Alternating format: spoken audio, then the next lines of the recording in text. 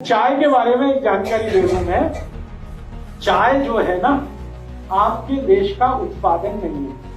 पहली बात जानकारी के लिए बता, अंग्रेज आए थे जब इस देश में तो चाय का पौधा साथ में लाए थे और उन्होंने भारत में कुछ ऐसे स्थान हैं जो अंग्रेजों के अनुकूल, जहां ठंड ज्यादा पड़ती है, उन स्थानों पर पहाड़ियों पर चाय के पौधे लगवा दिए तो उसमें से चाय होने लगी।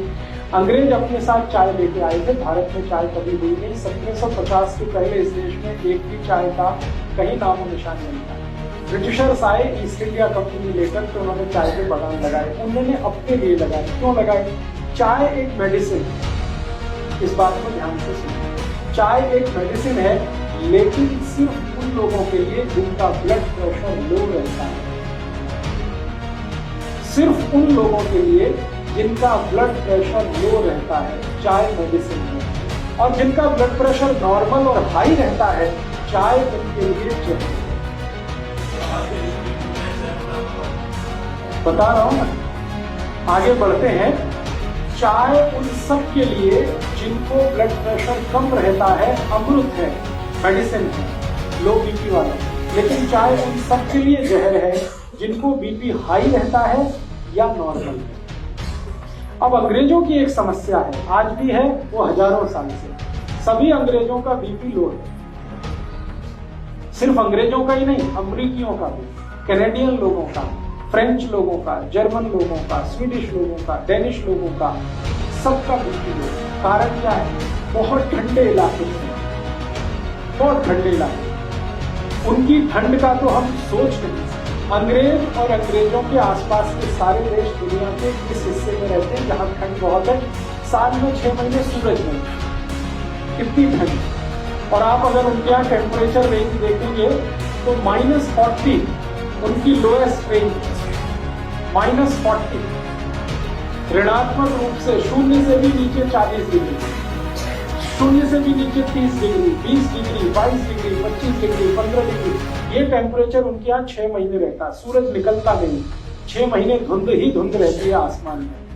ये इनकी सबसे बड़ी तकलीफ है, अंग्रेजों की और अंग्रेजों के आसपास के देशों। ज्यादा ठंडे इलाके में कोई भी रहेगा उसका बीपी लो हो जाएगा। आप भी करके देख लें, मैंने किया एक बार मैंने ये एक्सपेरिमेंट अपने ऊपर किया।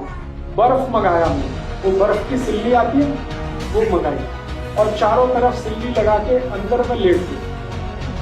लेटने से पहले मैंने मेरा बीपी चेक कर लिया और लेट गया। 3 मिनट के बाद ही मेरा बीपी लो होना शुरू हो गया। 3 मिनट से 6 मिनट में इतना लो हो गया कि मेरी दम निकल गया, ऐसी हालत हो गई। 8-10 मिनट में ही मुझे बर्फ से बाहर आना पड़ा। फिर बीपी चेक किया। मैं कल्पना नहीं कर सकता इतना लो, इतना लो। फिर मेरे समझ में आ गया कि मेरे से ज्यादा बेचारे तो अंग्रेज जो बर्फ की सिल्लियों को 6 महीने रहते हैं। चारों तरफ बर्फ रहती है, छत पे बर्फ रहती है, सड़क पे बर्फ रहती है, इधर बर्फ रहती है, उधर बर्फ रहती है। इतनी बर्फ होती है कि गाड़ियां बर्फ में दब जाती हैं।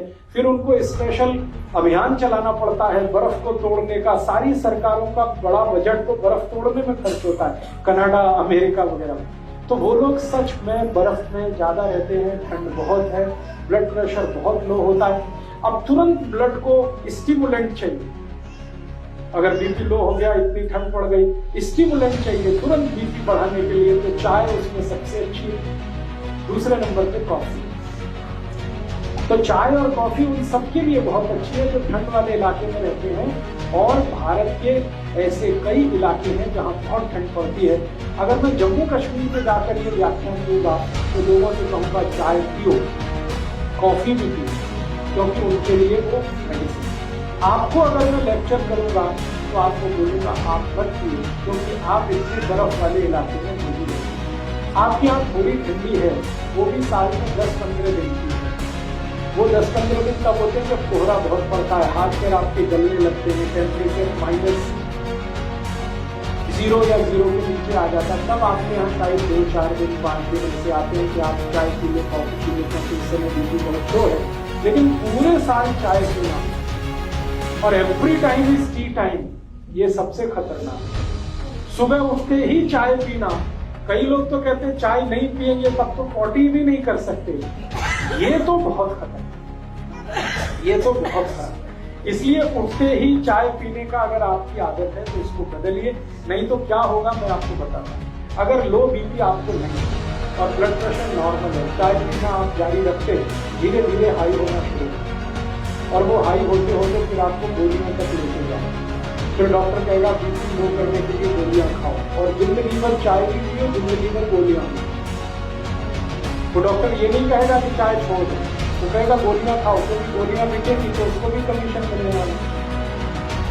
तो आप या तो डिसाइड कर दो कि जिंदगी भर ब्लड प्रेशर की गोलियां खा के जिंदा रहना है, तो चाय पीते रहेंगे, और अगर जो नहीं खानी है तो चाय पहले छोड़िए। दूसरी एक जानकारी और हो कि आपका पेट बहुत अम्लीय होता है, आप जानते हैं, क्योंकि हम गर्म देश में रहने वाले लोगों का जो पेट है वो नॉर्मल एसिडिटी से थोड़ा ऊपर रहता है। ठंड वाले लोगों का नॉर्मल एसिडिटी से भी बहुत नीचे होता है, माने उनका जो ब्लड है उसकी एसिडिटी अगर हम नापें यूरोप और अमेरिका के लोगों की और हमारे ब्लड की एसिडिटी नापें, दोनों में अंतर है।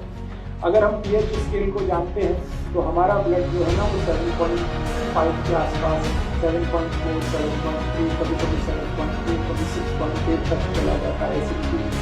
लेकिन यूरोप और अमेरिका में तो +8 और 1 के आगे, तो उनका ब्लड जो है ना थोड़ा सा एल्कलाइन यूरोपियन लोग, और चाय एसिडिक है, तो एल्कलाइन ब्लड को थोड़ा एसिडिक करने में चाय को मदद करती है। इसलिए हमारा ब्लड पहले से ही पूरा एसिडिक है और पेट भी हमारा एसिडिक है, और हम चाय पी के और ज्यादा एसिडिक उसको बनाते हैं और ज्यादा अम्लीय बनाते हैं, तो जीवन का सर्वनाश।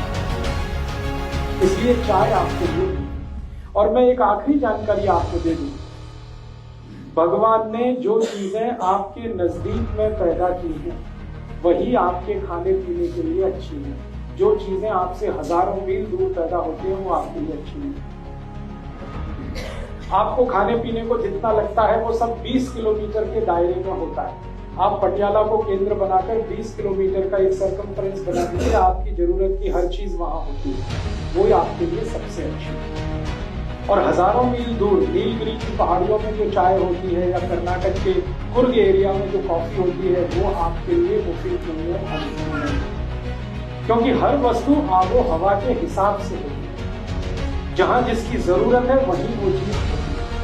कुर्ग एरिया में कॉफी की बहुत जरूरत है क्योंकि लो बीपी है, तो वहां कॉफी होती है। पटियाला और आसपास में कॉफी का कितना भी प्लांटेशन करेंगे होगी नहीं, क्योंकि कॉफी की हमें जरूरत नहीं है। ये तो गड़बड़ी क्या हो गई कि ट्रांसपोर्टेशन के साधन इतने हो गए तो दुनिया में जहां भी जो कुछ होता है हम उसे हासिल कर लेते हैं, लेकिन वो शरीर के अनुकूल नहीं। अब एक और छोटी सी बात कि हमारे आसपास के जानवरों और पक्षियों को जरा ऑब्जर्व करें, वो चाय पीते हैं।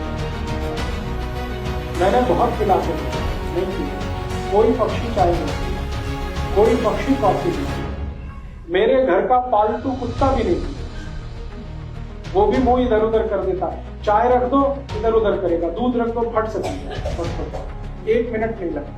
बिल्ली को पिला के देखा, कुत्ते को पिला के देखा, वो भी नहीं पीते, उनको भी इतना सेंस है। हम तो इतने सेंसलेस हैं, अपने को समझते तो बहुत होशियार हैं कि हम बहुत इंटेलिजेंट। प्रॉब्लम हमारी इंटेलिजेंस की नहीं है, सेंसलेस है। तो आप थोड़े सेंस में वापस आइए, चाय कॉफी छोड़िए। फिर आप बोलेंगे कैसे छूटेगा? स्वामी जी का एक सूत्र बताता हूँ चाय छोड़ने का। स्वामी जी कहते हैं चाय पीकर जो नुकसान आपने किया है उसकी भरपाई भी हो जाएगी और चाय भी पी। चाय पीकर आपने किया क्या? आपके ब्लड को एसिडिक बना, अम्लीय बना, अब इसको वापस आपको क्षारीय बनाना।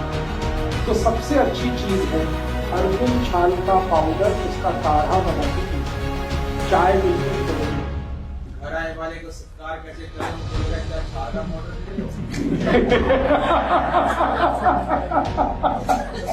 बहुत अच्छा।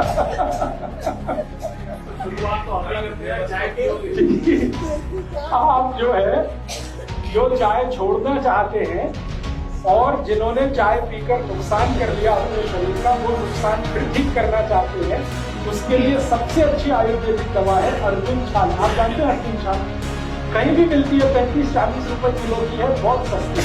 चाय तो 150 रुपए किलो है, ये तो 35-40 रुपए किलो है। स्वामी जी का यहाँ अगर केंद्र होगा, सेवा केंद्र, वहां से ले लीजिए। अर्जुन छाल का पाउडर मिलता है, उसको काढ़ा बनाइए। काढ़ा बनाना आप सब जानते हैं, पानी में डाल के उबाल दीजिए, थोड़ा उसमें चाहे तो शक्कर मिला दीजिए, दूध मिला दीजिए, बहुत अच्छा तैयार होता है। टेस्ट उसका चाय का ही जैसा है और रंग भी चाय के जैसा। उसमें दूध भी डाल सकते हैं, गुड़ या चीनी जो भी डाल के, और उसको पी लीजिए लगातार। 15-20 दिन आपने पी लिया तो मैं आपको 99% गारंटी देता हूं चाय छूट जाएगी। और चाय पीकर जितना नुकसान आपने कर लिया वो सारा नुकसान उससे कवर हो जाएगा। आपके ब्लड में एसिडिटी कम कर देगा और आपके ब्लड को एल्कलाइन कर देगा। और मजे की बात यह है कि ब्लड की एसिडिटी बढ़ते ही कोलेस्ट्रॉल, ट्राइग्लिसराइड ये सब बढ़ने लगते हैं, और ब्लड की एसिडिटी घटते ही कोलेस्ट्रॉल और ट्राइग्लिसराइड सब घटने लगते हैं। माने हार्ट अटैक से बचना है तो भी अर्जुन की छाल ही चाहिए। तो चाय का सबसे अच्छा विकल्प। और एक अच्छा विकल्प है, अर्जुन की छाल बहुत क्षारीय है, एल्कलाइन है।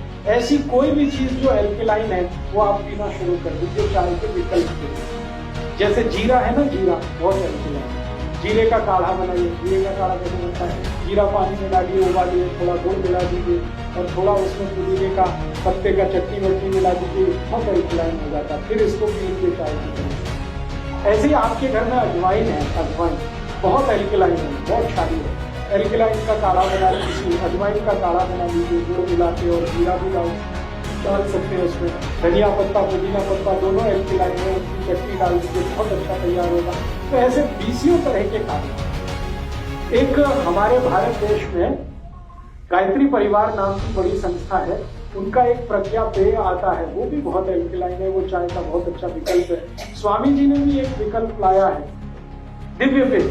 वो सभी एल्कलाइन चीजें हैं, चुन चुन कर उन्होंने एल्कलाइन चीजें उसमें रखी है। वो दिव्य पेय चाय का बहुत अच्छा विकल्प है। तो विकल्प है, अच्छा विकल्प है, तो फिर जहर क्यों खाना? और अगर रिश्तेदार आते हैं, रिलेटिव्स आते हैं, तो उनको आप कहते हैं अतिथि तो देवता है, तो देवताओं को जहर तो नहीं पिला सकते, देवताओं को तो अमृत ही पिला सकते हैं ना, राक्षसों को जहर पिला सकते हैं। तो आप देख लीजिए आपके अतिथि राक्षस है कि देवता है।